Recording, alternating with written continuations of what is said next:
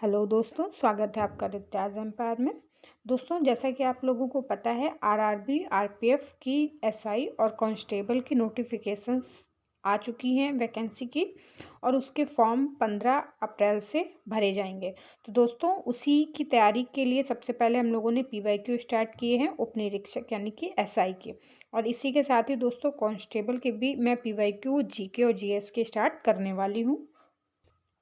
जो लोग इस वीडियो को पहली बार देख रहे हैं दोस्तों, तो वो लोग प्लेलिस्ट में जाके स्टार्टिंग से सारी वीडियोस को देख सकते हैं, और आगे की वीडियोस के लिए सब्सक्राइब भी चैनल को कर लीजिएगा और लाइक एंड शेयर ज़रूर कर दीजिएगा दोस्तों।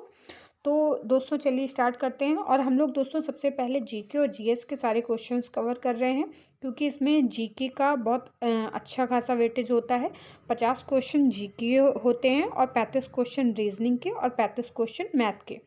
तो सबसे ज़्यादा जो वेटेज है वो इसमें जीके का होता है दोस्तों, 50 क्वेश्चंस का। तो सबसे पहले हम लोग इसके पीवाईक्यू क्वेश्चंस को अच्छे से कवर करेंगे, यानी कि प्रीवियस ईयर क्वेश्चंस जितने भी हैं दोस्तों, पेपर्स सारे सॉल्व करेंगे, और उसके बाद हम लोग इसके आगे की स्ट्रेटजी को फॉलो करेंगे दोस्तों। चलिए स्टार्ट करते हैं अपने क्वेश्चंस।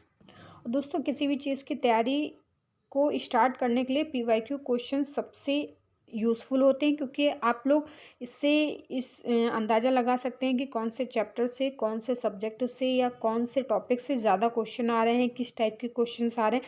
जब तक हमें वो चीज़ें समझ में नहीं आएंगी, हम उस चीज़ को एनालाइज नहीं कर पाएंगे, तब तक हम आगे की तैयारी को कंटिन्यू अच्छे से नहीं कर सकते। तो दोस्तों, इसका पहला क्वेश्चन है कैग यानी कि सीएजी किन खातों का लेखा परीक्षण। तो इसका डी ऑप्शन सही हो जाएगा, केंद्र सरकार, राज्य सरकार और वित्तीय सहायता प्राप्त अन्य सरकारी संस्थान। चलिए दोस्तों, इसकी व्याख्या देख लेते हैं। नियंत्रक एवं महालेखा परीक्षक, जिसे कैग बोलते हैं, संविधान के अनुच्छेद 148 के तहत नियुक्त किया जाता है। नियंत्रक एवं महालेखा परीक्षक संघ और प्रत्येक राज्य तथा संघ शासित प्रदेशों के सरकारी तथा अन्य सरकारी संस्थाओं की प्राप्तियों और व्यय का लेखा परीक्षण करता है। भारत के नियंत्रक एवं महालेखा परीक्षक एक स्वतंत्र संस्था के रूप में कार्य करते हैं, और इस पर सरकार का नियंत्रण नहीं होता है। इनकी नियुक्ति राष्ट्रपति द्वारा की जाती है। और वर्तमान समय में कैग के प्रमुख कौन है दोस्तों? गिरीश चंद्र मुर्मू। अगला क्वेश्चन है, विश्व प्रसिद्ध चार मीनार कहाँ स्थित है? तो इसका सी ऑप्शन सही हो जाएगा, हैदराबाद में। विश्व प्रसिद्ध चार मीनार हैदराबाद में स्थित है। चार मीनार का निर्माण सुल्तान मोहम्मद कुली कुतुबशाही वंश के 5वें शासक ने 1591 में करवाया, और यह भारत के हैदराबाद, वर्तमान तेलंगाना में स्थित एक स्मारक और मस्जिद है। यह विश्व स्तर पर हैदराबाद प्रतीक के रूप में जाना जाता है और भारत में सबसे अधिक मान्यता प्राप्त संरचनाओं में सूचीबद्ध है। अगला क्वेश्चन दोस्तों, कंपाउंड माइक्रोस्कोप का कौन सा लेंस वास्तविक, उल्टा और बड़ा प्रतिबिंब बनाता है? तो इसका ए ऑप्शन सही हो जाएगा, ऑब्जेक्टिव। कंपाउंड माइक्रोस्कोप का ऑब्जेक्टिव लेंस वास्तविक, उल्टा और बड़ा प्रतिबिंब बनाता है। एक संयुक्त सूक्ष्मदर्शी दो लेंसों का उपयोग करता है, अभिदृश्यक लेंस और नेत्रक। दोस्तों, अगला क्वेश्चन है, प्रसिद्ध कृषि आंदोलन तेभागा किस प्रांत में हुआ था? तो इसका ए ऑप्शन सही हो जाएगा दोस्तों, बंगाल में। किसान आंदोलनों में 1946 से 47 ईस्वी तक का बंगाल का तेभागा आंदोलन सर्वाधिक सशक्त आंदोलन था। दोस्तों, ये कब हुआ था? 1946 से 47 ईस्वी में, और जिसमें किसानों ने फ्लाइट कमीशन की सिफारिश के अनुरूप लगान की दर घटाकर 43 करने के लिए संघर्ष शुरू किया था। यह आंदोलन जोतदारों के विरुद्ध बटाईदारों का आंदोलन था। आंदोलन का नेतृत्व अखिल भारतीय किसान सभा सीपीआई की किसान शाखा ने किया था। अगला क्वेश्चन है, निम्नलिखित शहरों में से कौन सा उत्तर पूर्व भारत का प्रवेश द्वार कहा जाता है? तो इसका सी ऑप्शन सही हो जाएगा दोस्तों, गुवाहाटी। असम के गुवाहाटी शहर को उत्तर पूर्व का प्रवेश द्वार कहा जाता है, और यह उत्तर पूर्व भारत का सबसे बड़ा महानगर भी है दोस्तों। अगला क्वेश्चन है, दिए गए विकल्पों में से कौन सा शीतकालीन ओलंपिक खेलों की श्रेणी के अंतर्गत आता है? तो इसका सी ऑप्शन सही हो जाएगा, शॉर्ट ट्रैक। शीतकालीन ओलंपिक खेल को विंटर ओलंपिक गेम्स भी कहते हैं, और यह खेल सर्दियों के समय में खेला जाता है। शीतकालीन ओलंपिक खेल पहली बार वर्ष 1924 में फ्रांस की राजधानी पेरिस में खेला गया था। उल्लेखनीय है कि शीतकालीन ओलंपिक खेल वर्ष 1992 तक ग्रीष्मकालीन ओलंपिक खेल के साथ खेला जाता था, लेकिन इसके बाद इसे अलग आयोजित किया जाने लगा था। विंटर ओलंपिक खेल्स में मुख्यतः एप्लाइन skating, cross country skiing, curling, figure skating, freestyle skiing, ice hockey, short track, speed skating, skeleton ski, jumping, snowboarding और स्पीड स्केटिंग जैसे खेल आयोजित किए जाते हैं। अगला क्वेश्चन है, पंचायतों की शक्ति, अधिकारों और कर्तव्यों को संविधान की 11वीं अनुसूची में द्वारा शामिल किया गया। तो इसका डी ऑप्शन सही हो जाएगा दोस्तों, 73वें संविधान संशोधन अधिनियम के द्वारा शामिल किया गया था।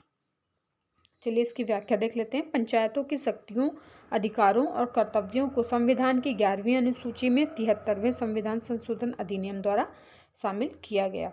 73वां संविधान संशोधन 1992 पंचायती राज संस्थाओं को संवैधानिक दर्जा देता है और 29 विषयों पर पंचायतों को कर लगाने का अधिकार देता है। इस अधिनियम ने ग्राम स्तर पर प्रत्यक्ष लोकतंत्र की स्थापना की।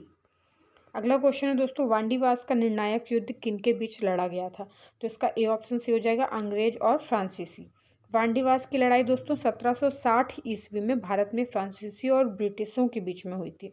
यह लड़ाई फ्रांसीसी और ब्रिटिश औपनिवेशिक साम्राज्यों के बीच में लड़े गए तीसरे कर्नाटक युद्ध का हिस्सा थी, जो स्वयं वैश्विक 7 साल के युद्ध का एक हिस्सा था। यह तमिलनाडु के वांडीवास में हुआ था और ब्रिटिश सेना का नेतृत्व सर आयरकूट और फ्रांसीसी सेना की कमान काउंट डी लाली ने किया और इस युद्ध में फ्रांसीसियों की दोस्तों हार हुई थी। अगला क्वेश्चन है, भारतीय कृषि को अक्सर कहा जाता है। तो इसका डी ऑप्शन से हो जाएगा, मानसून पर दाव। भारतीय कृषि मानसूनी वर्षा पर निर्भर करती है और भारत में वर्षा प्रायः अनिश्चित और अनियमित होती है। कभी मानसून जल्दी आ जाता है, कभी देर से। वर्षा का वितरण भी असमान है, कहीं अधिक वर्षा से बाढ़ आती है तो कहीं सूखा पड़ता है। इसके परिणाम स्वरूप कृषि को भारी हानि होती है। मानसूनी पवनों द्वारा कम या अधिक मात्रा में वर्षा होने से कृषि को भारी क्षति पहुंचती है, अतः भारतीय कृषि को मानसून पर दाव कहा जाता है। अगला क्वेश्चन है, कार्बनिक यौगिकों में अचक्रीय या खुली श्रृंखला वाले यौगिकों को भी कहा जाता है। तो इसका ए ऑप्शन सही हो जाएगा, एलिफैटिक यौगिक। कार्बनिक यौगिकों में अचक्रीय या खुली श्रृंखला वाले यौगिकों को एलिफैटिक यौगिक भी कहा जाता है। कोई भी रासायनिक यौगिक जिसमें परमाणु एकल, दोहरे या ट्रिपल बॉन्ड द्वारा गैर एरोमेटिक संरचना बनाने के लिए जुड़े होते हैं, एलिफैटिक यौगिक कहलाते हैं। अगला क्वेश्चन है दोस्तों, इनमें से क्या केवल पौधों में पाया जाता है। सिर्फ पौधों में पाया जाता है। तो इसका डी ऑप्शन सही हो जाएगा दोस्तों, कोशिका भित्ति। कोशिका भित्तियाँ केवल पौधों की कोशिकाओं और कुछ कवक, शैवाल और बैक्टीरिया में भी पाई जाती हैं एवं यह इनमें जीवद्रव्य झिल्ली के बाहर पाए जाने वाले दृढ़ निर्जीव आवरण होता है, जो सेलुलोज का बना होता है दोस्तों। तो दोस्तों इसका सही ऑप्शन हो जाएगा डी, कोशिका भित्ति। अगला क्वेश्चन है, निम्नलिखित में से कौन सी नदी गंगा की सहायक नदी है। तो इसका दोस्तों ए ऑप्शन सही हो जाएगा, गंडक। गंडक नदी गंगा की सहायक नदी है और गंडक नदी हिमालय से निकलने के बाद नेपाल में शालिग्राम नाम से बहती है और मैदानों में पहुंचने के बाद इसे नारायणी उपनाम से जाना जाता है, जो कि काली गंडक और त्रिशूल नदी के जल के साथ सोनपुर के पास गंगा में जाकर मिल जाती है। गंगा की अन्य सहायक नदियां हैं यमुना, रामगंगा, सरयू, कोसी, महानदी, सोन और तमसा, जबकि सुमनसिरी और मानस नदी ब्रह्मपुत्र नदी की सहायक नदियां हैं तथा जास्कर सिंधु नदी की सहायक नदी है। अगला क्वेश्चन है, क्योटो प्रोटोकॉल का उद्देश्य क्या था। तो इसका बी ऑप्शन से हो जाएगा, ग्रीन हाउस गैस उत्सर्जन को कम करना। क्योटो प्रोटोकॉल एक अंतर्राष्ट्रीय संधि है जो 1992 में जलवायु परिवर्तन पर संयुक्त राष्ट्र फ्रेमवर्क कन्वेंशन के तहत जापान में हुआ था और इसका लक्ष्य या उद्देश्य अंतर्राष्ट्रीय स्तर पर उचित उत्सर्जन में कमी के लक्ष्य को निर्धारित करके ग्रीन हाउस गैसों के उत्सर्जन को कम करना है। अगला क्वेश्चन है, राष्ट्रीय राजमार्ग 1 दिल्ली से तक जाता है। तो इसका डी ऑप्शन सही हो जाएगा, अमृतसर तक। राष्ट्रीय राजमार्ग 1 दिल्ली से अमृतसर तक जाता है और राष्ट्रीय राजमार्ग 1 भारत के सबसे पुराने और सबसे प्रमुख राष्ट्रीय राजमार्गों में से एक है, जो नई दिल्ली को पाकिस्तान से जोड़ता है। राष्ट्रीय राजमार्ग 1 को शेरशाह सूरी मार्ग के नाम से भी जाना जाता है। बाद में अंग्रेजों के समय यह ग्रैंड ट्रंक रोड का हिस्सा था और दक्षिण में इस राजमार्ग के विस्तार को NH2 कहा जाता है। अटारी के बाद यह अमृतसर, जालंधर, फगवाड़ा, लुधियाना, राजपुरा, अंबाला, कुरुक्षेत्र, कसाल, पानीपत, सोनीपत, कुंडली से होते हुए अंत में दिल्ली पहुंचता है। अगला क्वेश्चन है दोस्तों, केंद्र और राज्यों के संबंधों के निर्धारण के लिए बने दूसरे आयोग की अध्यक्षता किसने की। तो दोस्तों इसका ए ऑप्शन सही हो जाएगा, MM पुंछी। चलिए इसकी व्याख्या देख लेते हैं। केंद्र राज्य संबंधों के नए मुद्दों को देखने के लिए 27 अप्रैल 2007 में भारत के पूर्व मुख्य न्यायाधीश मदन मोहन पुंछी की अध्यक्षता में भारत सरकार द्वारा पुंछी आयोग का गठन किया गया। इस समिति का गठन भारत की राजनीतिक और अर्थव्यवस्था में हुए परिवर्तनों को ध्यान में रखते हुए किया गया था, क्योंकि सरकारिया आयोग ने आखिरी बार 2 दशक पहले केंद्र राज्य संबंधों और राज्यपालों की भूमिका सहित सभी क्षेत्रों में शक्तियों और जिम्मेदारियों के संबंध में न्यायालय की विभिन्न घोषणाओं की जांच और समीक्षा की थी। चलिए अगला क्वेश्चन देख लेते हैं दोस्तों। मेडन ओवर किस खेल से संबंधित है? दोस्तों मैंने पिछली वीडियो में भी कहा था कि खेल से रिलेटेड 2-3 क्वेश्चन जरूर पूछे जाते हैं। तो खेल से रिलेटेड जितनी भी करंट अफेयर है या बेसिक क्वेश्चंस जो भी बन सकते हैं कि कौन सा वर्ड किस खेल से संबंधित है या कौन सा अवार्ड किस खेल से संबंधित है, किस अवार्ड में कौन से खिलाड़ी को कौन सा अवार्ड मिला है या कौन सा खेल कौन सा खिलाड़ी खेलता है, इस टाइप के सारे क्वेश्चंस को अच्छे से तैयार करना है आपको। तो इसका बी ऑप्शन सही हो जाएगा क्रिकेट। मेडन ओवर क्रिकेट से संबंधित है और क्रिकेट में एक ओवर में बल्लेबाज की ओर से गेंद को 6 बार फेंकना वैध है तथा मेडन ओवर में कोई भी रन नहीं बनता है जिसे गेंदबाज के खिलाफ गिना जा सके, अर्थात केवल लेग बाइक के जरिए रन बनाए जा सकते हैं। अगला क्वेश्चन है, निम्नलिखित व्यक्तियों में से कौन दौड़ प्रतियोगिता से नहीं जुड़ा है? तो दोस्तों इसका सी ऑप्शन सही हो जाएगा पंकज आडवाणी। पंकज आडवाणी दौड़ प्रतियोगिता से संबंधित नहीं है, ये विलियर्ड्स और स्नूकर से संबंधित हैं, जबकि उसेन बोल्ट जमैका अफ्रीका के हैं ये, और पीटी उषा और हिमा दास ये भारत से संबंधित हैं। ये सब लोग दौड़ प्रतियोगिता से जुड़े हुए हैं। तो अगला क्वेश्चन है दोस्तों, काम करने अथवा ऊर्जा स्थानांतरण की दर को क्या कहा जाता है? तो इसका सी ऑप्शन सही हो जाएगा शक्ति। काम करने अथवा ऊर्जा स्थानांतरण की दर को शक्ति कहा जाता है। शक्ति बराबर कार्य बटे समय बराबर बल इंटू विस्थापन बटे समय। तो इसकी एसआई इकाई वाट है और वाट जूल प्रति सेकेंड है। अगला क्वेश्चन है, विद्युत और चुंबकीय क्षेत्र द्वारा त्वरण के अंतर्गत विद्युत आवेशित कणों को दोस्तों के रूप में प्रेषित किया जाता है। तो इसका बी ऑप्शन सही हो जाएगा विद्युत चुंबकीय विकिरण। विद्युत और चुंबकीय क्षेत्र द्वारा त्वरण के अंतर्गत विद्युत आवेशित कणों को विद्युत चुंबकीय विकिरण के रूप में प्रेषित किया जाता है। और विद्युत चुंबकीय विकिरण एक प्रकार की ऊर्जा है जो अंतरिक्ष से असीमित वेग से संचारित होती है। चलिए अगला क्वेश्चन देख लेते हैं। राज्य के नीति निर्देशक सिद्धांतों में संशोधन निम्नलिखित में से किस बहुमत के आधार पर किया जाता है? तो इसका बी ऑप्शन सही हो जाएगा संसद के विशेष बहुमत के द्वारा। राज्य के नीति निर्देशक सिद्धांत जिसे डीपीएसपी भी बोलते हैं में संशोधन संसद के दोनों सदनों के विशेष बहुमत के आधार पर दोस्तों किया जाता है। भारतीय संविधान में विभिन्न अनुच्छेदों के तहत 4 प्रकार के विशेष बहुमत का उल्लेख है और वे इस प्रकार हैं। अनुच्छेद 61 के तहत, अनुच्छेद 249 के तहत, अनुच्छेद 368 के तहत और अनुच्छेद 368 के तहत विशेष बहुमत प्लस साधारण बहुमत द्वारा 50% राज्य अनुसमर्थन। चलिए अगला क्वेश्चन देख लेते हैं दोस्तों। किसी पदार्थ के अपने दर्पण प्रतिबिंब पर अति संवेदनशील न होने के गुण को क्या कहते हैं या क्या कहलाता है? तो इसका सी ऑप्शन सही हो जाएगा चिरैलिटी। किसी पदार्थ के अपने दर्पण प्रतिबिंब पर अति संवेदनशील न होने का गुण चिरैलिटी कहलाता है। अतः सिमेट्री तथा अचिरैलिटी इससे भिन्न है या इससे संबंधित नहीं है। अगला क्वेश्चन है, ब्रीडिंग की वह कौन सी प्रक्रिया है जिसके द्वारा उच्च विटामिन अथवा प्रोटीन और अत्यधिक वसा वाली फसलें उगाई जाती हैं? तो इसका सी ऑप्शन सही हो जाएगा बायोफोर्टिफिकेशन। ब्रीडिंग की बायोफोर्टिफिकेशन वह प्रक्रिया है जिसके द्वारा उच्च विटामिन अथवा प्रोटीन और अत्यधिक वसा वाली फसलें उगाई जाती हैं। उदाहरण के तौर पर दोस्तों वर्ष 2000 में मक्का की अन्य किस्मों की तुलना में ट्रिप्टोफैन और लाइसिन जैसे अमीनो अम्ल की दुगनी मात्रा के साथ मक्का को विकसित किया गया था। अगला क्वेश्चन है, राज्य मंत्रियों की शपथ या प्रशासन संविधान की किस अनुसूची के अंतर्गत आता है? तो इसका डी ऑप्शन सी हो जाएगा दोस्तों 3री अनुसूची के तहत। राज्य मंत्रियों की शपथ या प्रशासन भारतीय संविधान की 3री अनुसूची के अंतर्गत आता है। 3री अनुसूची में संघ के मंत्रियों, राज्य के मंत्रियों, संसद के सदस्यों, सर्वोच्च न्यायालय और उच्च न्यायालयों के मुख्य न्यायाधीश आदि के लिए शपथ का प्रावधान है। अगला क्वेश्चन है, हाइड्रोलिक तनाव और उससे संबंधित आयतनिक तनाव के अनुपात को क्या कहा जाता है? तो इसका बी ऑप्शन दोस्तों सही हो जाएगा आयतन प्रत्यास्थता मापांक। हाइड्रोलिक तनाव और उससे संबंधित आयतनिक तनाव के अनुपात को आयतन प्रत्यास्थता मापांक कहा जाता है। अगला क्वेश्चन है, अनुसूचित क्षेत्रों के संबंध में संसदीय कानून बनाने का अधिकार निम्नलिखित में से किसके पास होता है? तो इसका सी ऑप्शन सी हो जाएगा दोस्तों, राज्यपाल के पास होता है।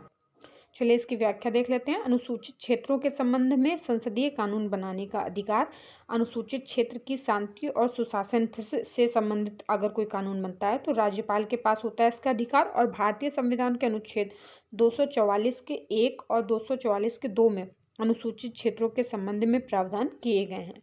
अगला क्वेश्चन है, निम्नलिखित में से किसने सिखों को एक सैन्य संप्रदाय में बदल दिया?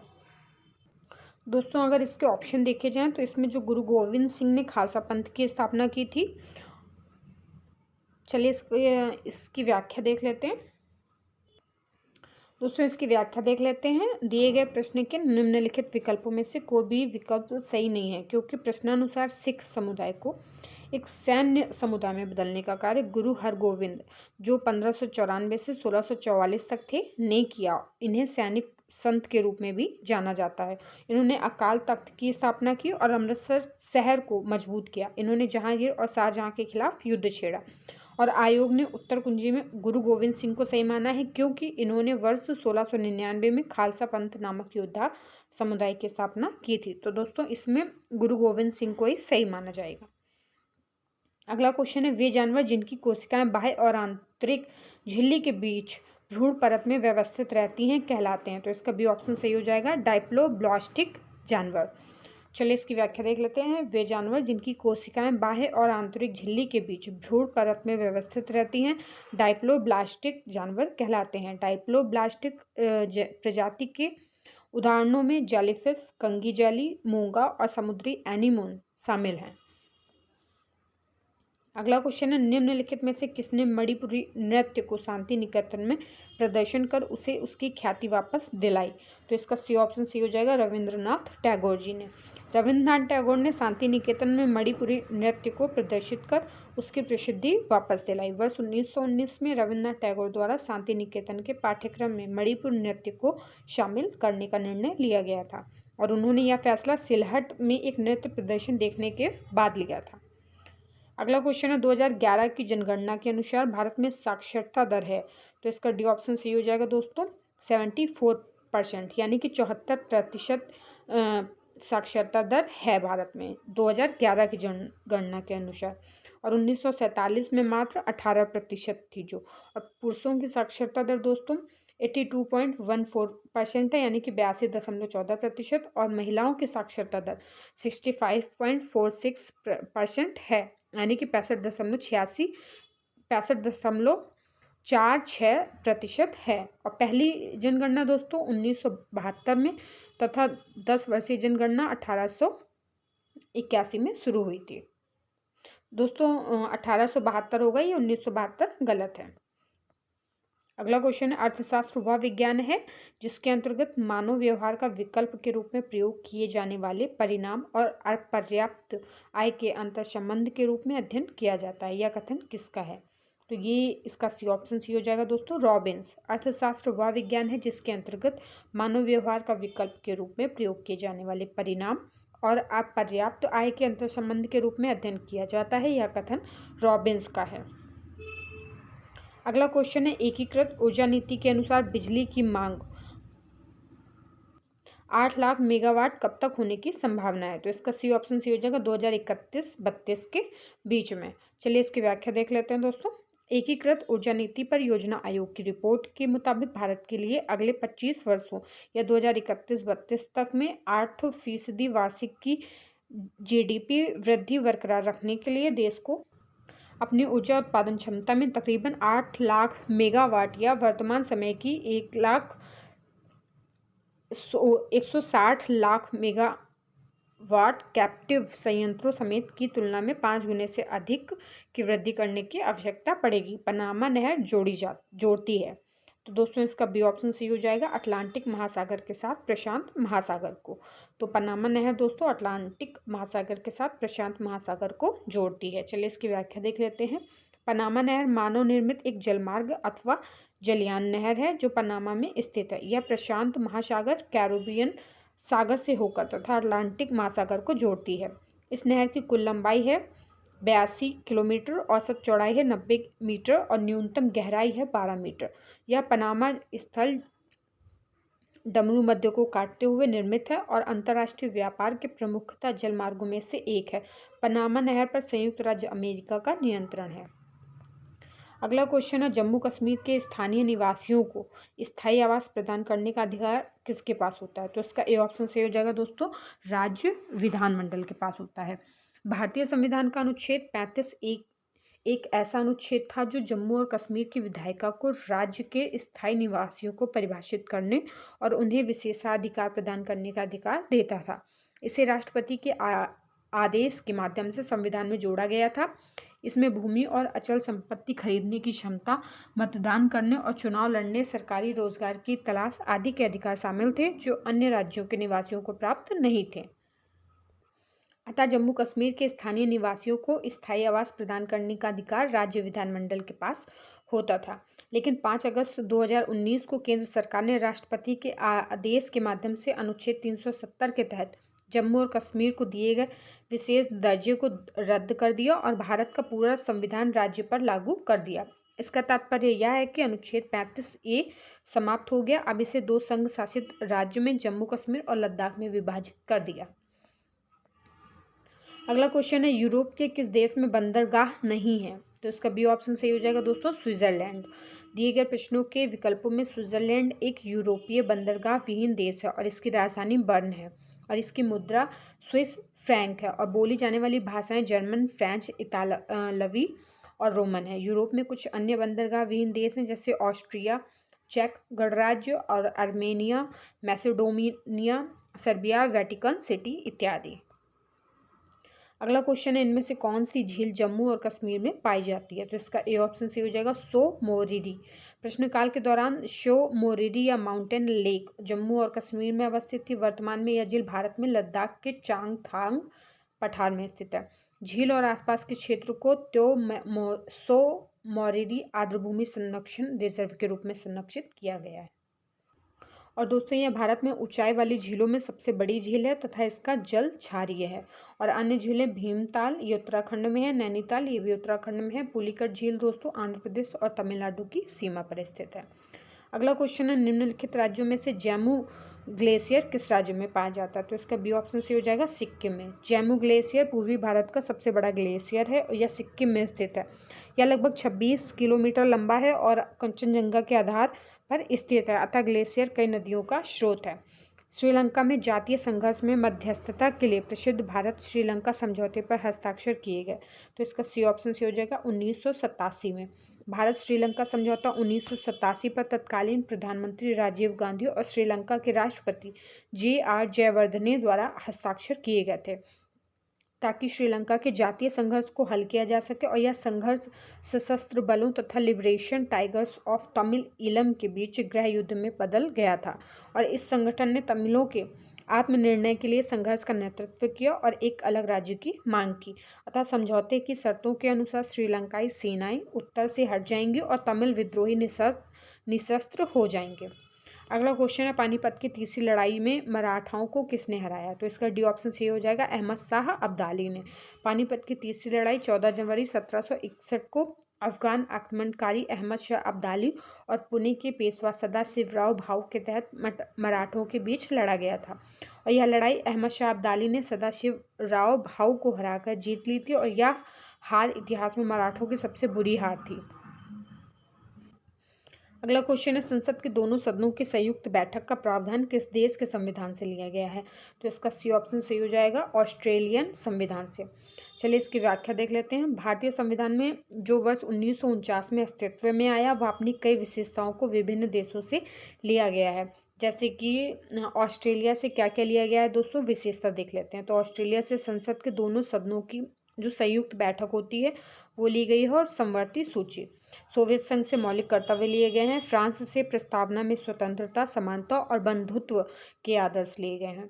आयरलैंड से राज्यसभा के लिए सदस्यों का नामांकन, राष्ट्रपति के चुनाव की विधि और राज्य के नीति निर्देशक सिद्धांत लिए गए हैं। अगला क्वेश्चन है, इनमें से कौन सा एशियाई मूल का खेल नहीं है? तो दोस्तों ये आप ऑप्शन से भी गैस कर सकते हैं, जैसे कि खो खो, कबड्डी और लूडो, ये सब हम लोगों ने देखा और हम लोग एशियाई मूल के हैं। तो रग्बी ये थोड़ा सा अलग है, तो इसका भी ऑप्शन सही हो जाएगा। चलिए देख लेते हैं इसकी व्याख्या। खो खो, कबड्डी, लूडो एशियाई मूल के खेल हैं, जबकि रग्बी एशियाई मूल का खेल नहीं है। इसका विकास इंग्लैंड में हुआ था। रग्बी न्यूजीलैंड, दक्षिण Africa, Wales, Fiji, Samoa, Tonga तथा मेडागास्कर का राष्ट्रीय खेल है। अगला क्वेश्चन है, दिए गए विकल्पों में कौन सा बॉक्सिंग खेल में संबंधित नहीं है? तो इसका बी ऑप्शन सही हो जाएगा दोस्तों। बर्डी अपरकट, नॉकआउट और पंच बॉक्सिंग खेल से संबंधित है, जबकि बर्डी गोल्फ से संबंधित है। गोल्फ में एक होल को पार कर स्ट्रोक कम मारने को बर्डी कहा जाता है। और गोल्फ से संबंधित शब्दावली है दोस्तों, eagle, bogey, par, tee, hole in one आदि। अगला क्वेश्चन है, निम्नलिखित में से कौन सा उत्पादन का एक प्रमुख कारक नहीं है? तो इसका बी ऑप्शन से हो जाएगा परिवहन। परिवहन एक सेवा या सुविधा है जिसके द्वारा व्यक्तियों, सामान और संपत्ति को एक स्थान से दूसरे स्थान पर ले जाया जाता है, जबकि परिश्रम, भूमि और पूंजी उत्पादन के प्रमुख कारक हैं। अगला क्वेश्चन है, निम्नलिखित वेदों में से किसे ब्रह्मवेद के नाम से भी जाना जाता है? तो इसका बी ऑप्शन सी हो जाएगा अथर्ववेद को। अथर्ववेद को ब्रह्मवेद के नाम से भी जाना जाता है। ऐसा इसलिए क्योंकि जो पुजारी इसके पाठ में विशेषज्ञता हासिल कर लेते हैं उन्हें ब्रह्म पुजारी कहा जाता है। और अथर्ववेद की रचना अथर्वा नामक ऋषि ने की थी, इसलिए इसे अथर्ववेद कहा जाता है। अगला क्वेश्चन है, FIG किस खेल का शासी निकाय है? तो इसका सी ऑप्शन से हो जाएगा जिम्नास्टिक। FIG जिम्नास्टिक खेल का शासी निकाय है, जिसका full form the federation international de Gymnastique है, जबकि गैम्बलिंग, गोलबॉल और गोल्फ FIG से संबंधित नहीं है। अगला क्वेश्चन है, निम्नलिखित में से कौन सा लौह और इस्पात कारखाना कर्नाटक में स्थित है? तो इसका बी ऑप्शन सी हो जाएगा भद्रावती। इसका विकास इंग्लैंड में हुआ है। भद्रावती लौह और इस्पात कारखाना कर्नाटक में स्थित है और यह कर्नाटक राज्य में बेंगलुरु के उत्तर पश्चिम में 260 किलोमीटर पर भद्रावती में स्थित है, जबकि भिलाई इस्पात संयंत्र छत्तीसगढ़, बोकारो इस्पात संयंत्र झारखंड और राउरकेला इस्पात संयंत्र ओडिशा में स्थित है। अगला क्वेश्चन है, दिल्ली के प्रसिद्ध शासक फरीद को किस नाम से जाना जाता था? तो इसका बी ऑप्शन सी हो जाएगा दोस्तों शेर शाह। 1539 में फरीद खान को शेर शाह की उपाधि से सम्मानित किया गया था। इसने चौसा की लड़ाई, जो कि 26 जून 1539 में हुई थी, में हुमायूं को हराया था और उसके बाद इन्होंने सम्राट के रूप में शेर शाह की उपाधि को धारण किया। और बिहार के सूबेदार बहार खान लोहानी ने फरीद खान को शेर खान की उपाधि से सम्मानित किया था। अगला क्वेश्चन है, संविधान में किस संशोधन अधिनियम के द्वारा मूल कर्तव्यों को जोड़ा गया था? तो इसका सी ऑप्शन सही हो जाएगा दोस्तों 42वें संवैधानिक संशोधन अधिनियम, जिसे मिनी कॉन्स्टिट्यूशन या छोटा संविधान भी बोलते हैं।